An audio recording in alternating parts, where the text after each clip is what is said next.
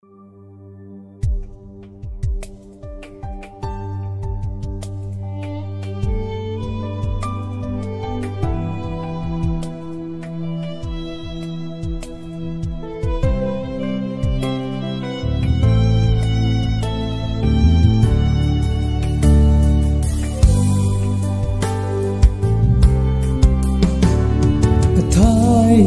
thái đủ lan cần say rồi riêng tê trong rin la ya mô luôn tùy ngã lâu cho về doa luai khi tùy ăn nam thơ lệ chi hiane chu ni kan mang lia me don ni om lo mo ka thai liang te kha za la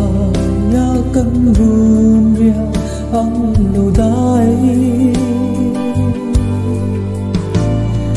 rồi lại say riêng lên gió lung môn mây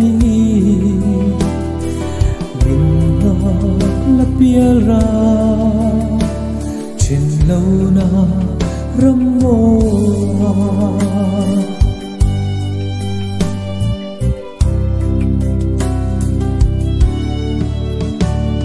cả ngõ cả xin bồi tê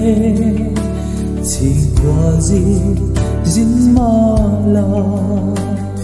su lăng nghi hồ hun cả ngọt lại ni tình mà sẽ thinh lại đây ô trông nói phần mi chân ka kadam ni ka tum ni om lo mo ka thai riêng te ka zan ta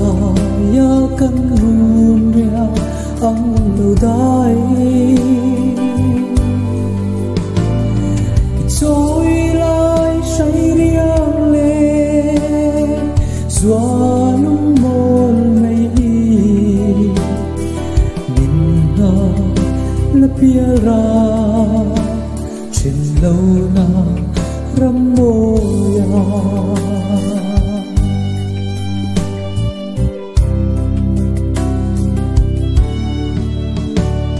ite lâu chuông bồi tê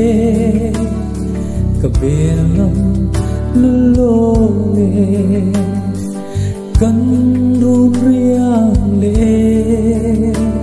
cần ra để lại thung